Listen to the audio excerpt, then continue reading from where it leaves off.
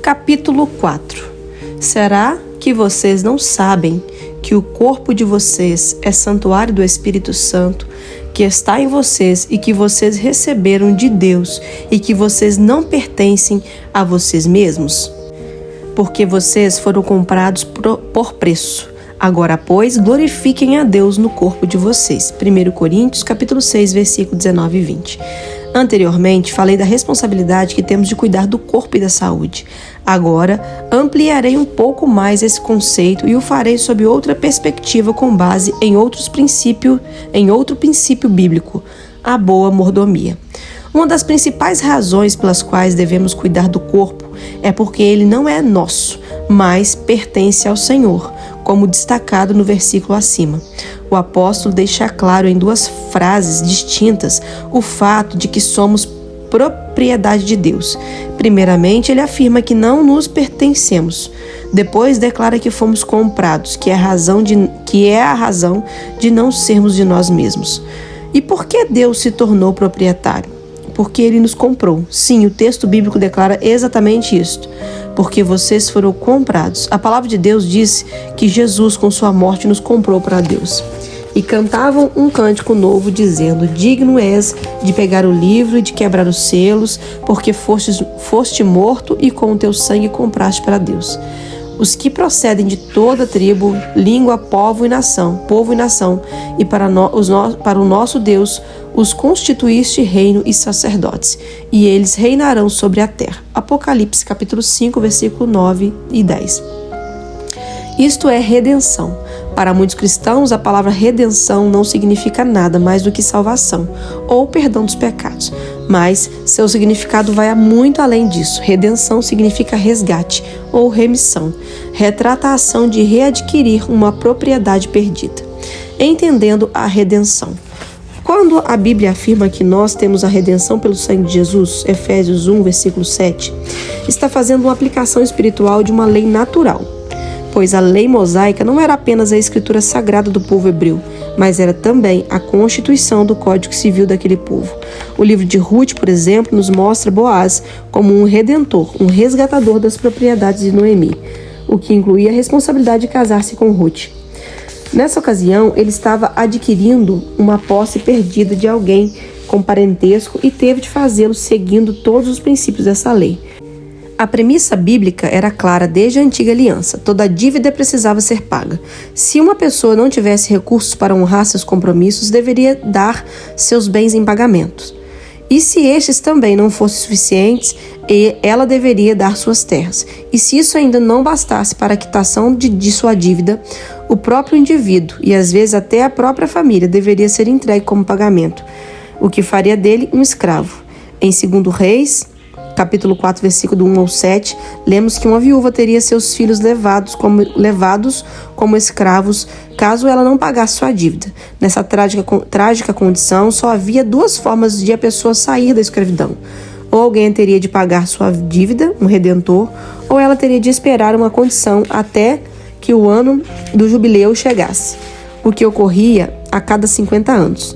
A exceção a esse prazo se dava somente quando o escravo também fosse um hebreu. Então, serviria por 6 anos e no 7º sairia livre. Êxodo capítulo 21, versículo 2. Veja o que a lei de Moisés dizia a este respeito.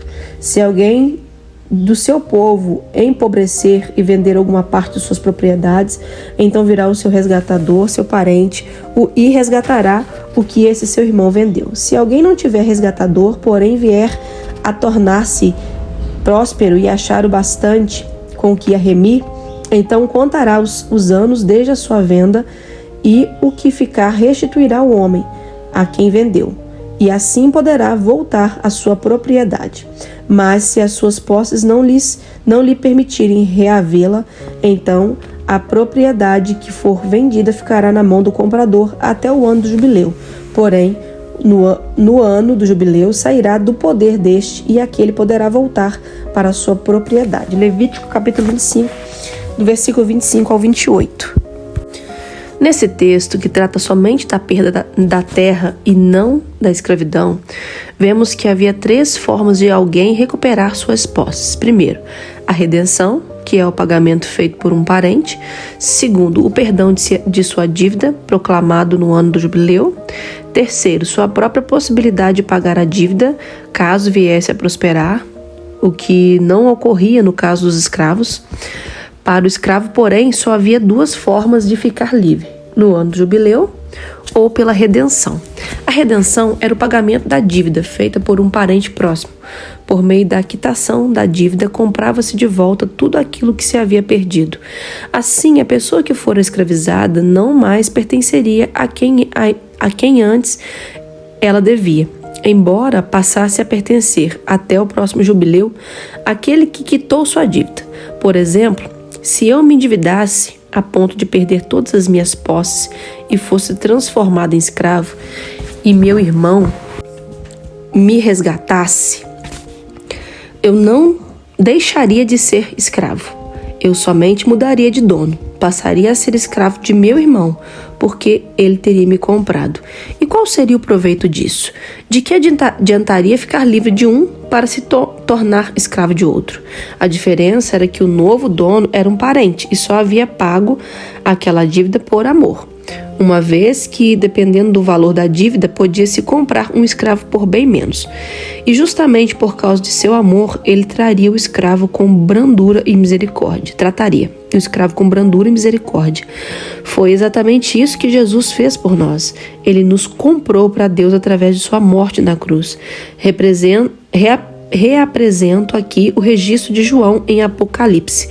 Com o teu sangue compraste para Deus os que procedem de toda a tribo, língua, povo e nação. E para o nosso Deus os constituíste reino e sacerdotes, e eles reinarão sobre a terra. Apocalipse, capítulo 5, a parte 9, o versículo 9, parte B, até o 10. Nossa redenção pode ser vista no reino espiritual como paralelo de uma transação comercial, semelhante à que constatamos na lei de Moisés. Vejamos agora um breve panorama da condição humana e do que Cristo fez por nós. O homem transformou-se em escravo de Satanás ao render-se ao pecado no jardim do Éden. A Bíblia declara que aquele que é vencido fica escravo do vencedor. Segundo Pedro, capítulo 2, versículo 19. E foi o que ocorreu ao primeiro casal. Eles foram separados da glória de Deus e perderam sua filiação divina. A condição de pecado e morte espiritual passou a todos os homens. Romanos, capítulo 5, versículo 12. E não havia como a humanidade resolver por conta própria seu problema, pois a dívida do pecado era impagável. Ao irmão, verdadeiramente ninguém o pode remir, nem pagar por ele a Deus o seu resgate, pois a redenção da alma deles é caríssima, e cessará a tentativa para sempre, para que continue a viver perpetuamente e não venha a morrer. Salmos 49, do versículo 7 ao 9. Mas Jesus veio pagar a dívida de nosso pecado e, ao fazê-lo, garantiu nossa libertação das mãos de Satanás. Ele nos libertou do poder das trevas e nos transformou para o reino do seu Filho, e nos transportou para o reino do seu Filho amado, em quem temos a redenção e remissão dos pecados. Colossenses, capítulo 1, versículos 13 e 14. Essa redenção foi um ato de compra efetuado pelo pagamento da dívida do pecado, cancelando o escrito de dívida que era contra nós e que constava de ordenanças, o qual nos era prejudicial. Removeu-o inteiramente, cravando-o na cruz e despojando os principados e as potestades. Publicamente os expôs ao desprezo, triunfando sobre ele na cruz. Colossenses capítulo 2, versículos 14 e 15. A Bíblia Sagrada revela que Jesus despojou, isto é, privou de posse, desapossou os príncipes malignos. Isso nos faz questionar o que exatamente Jesus tomou desses principados malignos. O que eles possuíam que pudesse interessá-lo? Nada, a não ser nossa vida. Portanto, o despojo somos nós, que fomos comprados por ele para seu Pai. E a partir de então, passamos a ser prioridade de Deus. Repetidas vezes encontramos a ênfase de que o Senhor Jesus Cristo nos comprou para si, e o preço não foi pago com moeda terrena, e sim com seu próprio sangue. Sabendo que não foi mediante coisas perecíveis como prata ou ouro que vocês foram resgatados da vida inútil que seus pais lhes legaram, mas pelo precioso sangue de Cristo, como o de um cordeiro sem defeito e sem mácula. 1 Pedro, capítulo 1, versículos 18 e 19. É justamente aqui que entendemos a necessidade de Deus, na pessoa de Jesus, encarnar e tornar-se um de nós, pois somente um semelhante, alguém com consanguinidade, poderia levantar-se como redentor de outro ser humano, entendendo a consequência da redenção. Portanto, quando Jesus nos comprou, ele nos livrou da escravidão do diabo, mas nos fez escravos de Deus, e como um ato de compra e redenção, fez de Deus nosso Senhor e amo. Consequentemente, fez de nós sua propriedade. Agora, tudo o que somos e temos pertence a Deus, coisa alguma do que possuímos é de fato propriedade exclusivamente nossa. Nem a nossa própria vida pertence a nós mesmos. Somos propriedade de Deus. Ele é o nosso dono, portanto, tudo aquilo que nos pertence é dele também. Referindo-se ao Espírito Santo em nós, Paulo o chamou de o penhor da nossa herança para a redenção da possessão de Deus. Efésios capítulo 1, versículo 14. Observe que o termo herança aparece associado à redenção e possessão, pois é disto que o princípio da redenção sempre trata o resgate da propriedade. É exatamente assim que as Escrituras se referem a nós. Somos agora chamados de propriedade de Deus. Vocês, porém, são geração eleita, sacerdócio real, nação santa, povo de propriedade exclusiva de Deus, a fim de proclamar as virtudes daquele que os chamou das trevas para a sua maravilhosa luz. 1 Pedro, capítulo 2, versículo 9. Quando Paulo, naquele navio que acabou naufragado na ilha de Malta, relata que um anjo lhe aparecera, ele declara: porque esta mesma noite um anjo de Deus, de quem eu sou e a quem sirvo, esteve comigo. Atos capítulo 27, versículo 23. As palavras de quem eu sou, a quem pertenço e a quem sirvo, de quem sou escravo, mostram o entendimento do apóstolo sobre a redenção e suas consequências. Somos de Deus, servimos a Deus. Essa compreensão nos remete finalmente a outro importante princípio bíblico, a mordomia cristã. A questão da mordomia. O mordomo, a quem hoje chamaríamos de gente ou administrador, tinha basicamente duas funções. Em primeiro lugar, era o encarregado de cuidar das coisas de seu senhor, como José no Egito, diante de Potifar. Gênesis capítulo 39, versículo 4. E a segunda função era a de prestar contas de sua administração, o trabalho realizado, princípio que pode ser constatado no ensino de Jesus. Lucas capítulo 16, versículo 2. Portanto, administrar e prestar contas da administração era o que se esperava de um mordomo. E podemos afirmar que, em nosso caso, como mordomos de Deus, ainda é exatamente o que segue sendo esperado. A boa mordomia envolve cuidar de tudo o que nos diz respeito, desde nossa família até nossos bens. Quando Paulo trata do assunto de sermos comprados, enfatiza especialmente cuidar do corpo. Fujam da imoralidade sexual. Qualquer outro pecado que uma pessoa comete é fora do corpo. Mas aquele que pratica a imoralidade sexual peca contra o próprio corpo. Será que vocês não sabem que o corpo de vocês é santuário do Espírito Santo que está em vocês e que vocês receberam de Deus e que vocês não pertencem a vocês mesmos, porque vocês foram comprados por preço? Agora, pois, glorifiquem a Deus no corpo de vocês. 1 Coríntios, capítulo 6, do versículo 18 ao 20. Paulo está dizendo que não temos o direito de entregar o corpo à imoralidade, porque o corpo não é mais nosso, mas de Deus que o comprou, e que, como bons mordomos que têm a responsabilidade de cuidar do corpo que nos foi confiado e posteriormente prestar contas disso, devemos mantê-lo longe da imoralidade. Quando assim agimos, estamos honrando e glorificando a Deus, que é o dono do corpo. Portanto, separar-se do pecado e santificar-se para Deus é glorificá-lo por meio do corpo. Não é um culto de palavras, mas não deixa de ser uma exaltação ao Redentor.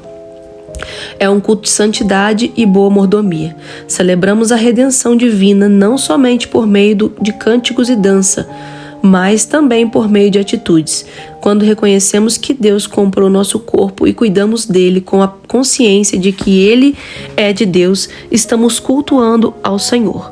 Mas o conceito de glorificar ao Senhor com o nosso corpo não se limita apenas a mantê-lo longe da imoralidade, também se estende ao cuidado da saúde. O cuidado com o corpo. As Sagradas Escrituras nos apresentam um conceito muito específico quanto ao cuidado do corpo. Escrevendo aos Efésios, Paulo abordou os conceitos de amor e cuidado para com o corpo. Assim também, o marido deve amar a sua esposa como a ama o próprio corpo. Quem ama a esposa ama a si mesmo. Efésios capítulo 5, versículo 28.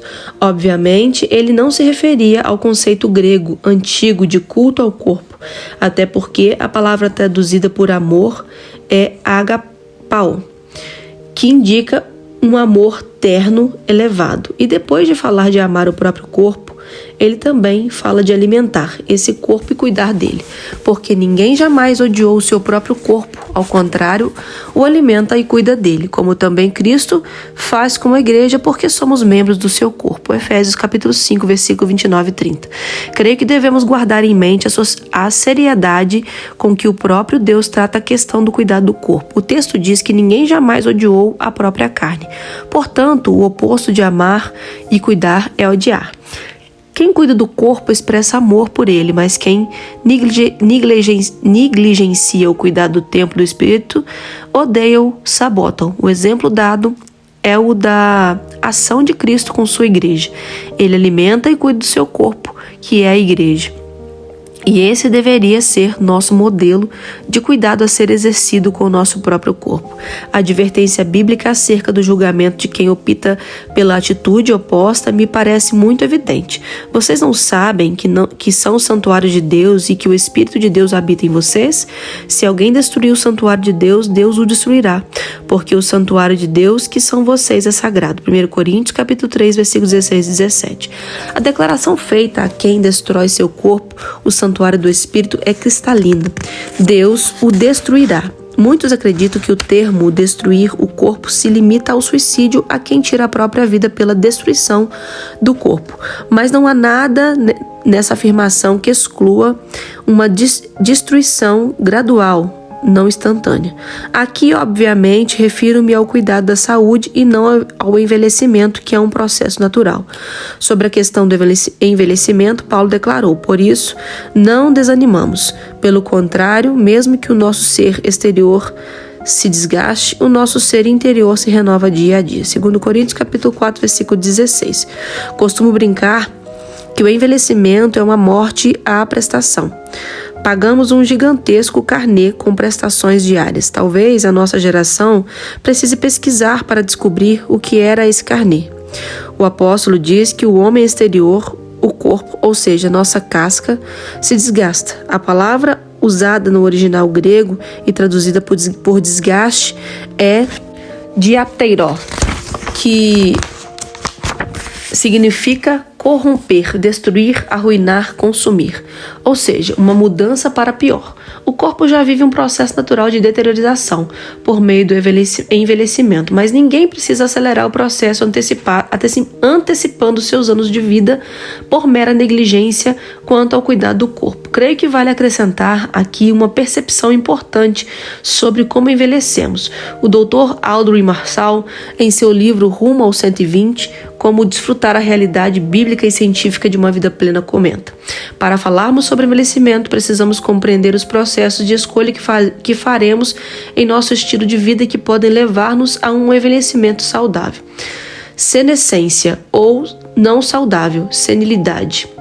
A senescência abrange todas as alterações produzidas no organismo de um ser vivo e que são diretamente relacionadas à sua evolução no tempo, levando a um declínio da reserva funcional sem nenhum mecanismo de doença reconhecido. Como exemplos de senescência, temos a queda ou o embranquecimento dos cabelos e perda de flexibilidade da pele e o aparecimento de rugas. São fatores que podem incomodar, mas nenhum deles provoca encurtamento da vida ou alteração funcional. Já a senilidade pode ser definida como as condições que acometem o indivíduo no decorrer da vida baseadas em mecanismos fisiopatológicos geradores de doenças. São, dessa forma, doenças que comprometem a qualidade de vida das pessoas, mas não são comuns a todas elas em uma mesma faixa etária. Por exemplo, a perda hormonal no homem, que impede a vida sexual ativa, a osteoartrose, demência e o diabetes, entre outros comprometimentos. Todas essas circunstâncias não são normais da idade e nem comuns a todos os idosos, por isso não caracterizadas como quadro de senilidade. Para que possamos desfrutar de uma longevidade saudável, senescência, é necessária uma atitude preventiva e intervencionista.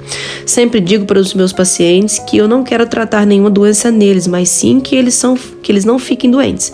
Para isso é necessário uma mudança de atitude, saindo de uma posição passiva para ativa, para que a idade biológica fique cada vez mais distante da idade cronológica. E isso se dá com ações que evitam ou minimizem fatores que podem levar às doenças, estabelecendo verdadeiros pilares de envelhecimento saudável.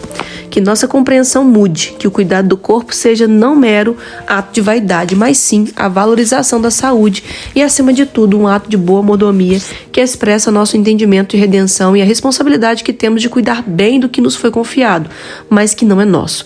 Apresento novamente o texto utilizado no início do capítulo, desta vez utilizando a parafrase bíblica, a mensagem. Ou vocês não sabem que o corpo é um lugar sagrado onde mora o Espírito Santo? Vocês percebem que não podem viver de qualquer maneira desperdiçando algo pelo qual Deus pagou um preço tão alto? A parte física não é mero apêndice da parte espiritual. Tudo pertence a Deus. Portanto, deixem que as pessoas vejam Deus no corpo de vocês e através dele. 1 Coríntios capítulo 6, versículos 19 e 20. Você já foi redimido? Encerra este capítulo chamando sua atenção para algo ainda mais importante que o cuidado do corpo, a salvação de sua alma. O passo inicial para viver essa redenção plena e duradoura é a rendição completa de nossa vida a Cristo. A mensagem de Jesus era muito clara: o tempo está cumprindo e o reino de Deus está próximo. Arrependam-se e creiam no Evangelho. Marcos capítulo 1, versículo 15. As pessoas devem se arrepender de seus pecados e crer no Evangelho da salvação. Depois do arrependimento deve vir a fé. Deus amou o mundo de tal maneira que deu o seu Filho unigênito para que todo o que nele crê não pereça, mas tenha a vida eterna. João capítulo 3, versículo 16. Não se trata apenas de crer que Jesus existe e é o Filho de Deus. Deve-se crer em sua morte e ressurreição como um sacrifício feito em nosso lugar. Os verdadeiros merecedores da sentença que ele suportou. E essa fé necessita de ser verbalizada. A palavra de Deus assegura: se com a boca você confessar Jesus como Senhor e em seu coração crer que Deus ressuscitou dentre os mortos, você será salvo. Porque com o coração se crê para a justiça e com a boca se confessa para a salvação. Romanos 10, versículo 9 e 10. Se você ainda não tomou a decisão de fazer de Cristo seu Senhor e Salvador, pode fazê-lo agora mesmo. A redenção realizada por Jesus Cristo requer a apropriação pessoal. Ou, caso já tenha feito isso um dia e porventura tenha se afastado dele e se desviado do caminho da justiça, você também pode consertar-se com Deus imediatamente, com a finalidade de ajudá-lo a expressar sua fé. Registro diante de uma oração que, se você entende que expressa de forma sincera aquilo em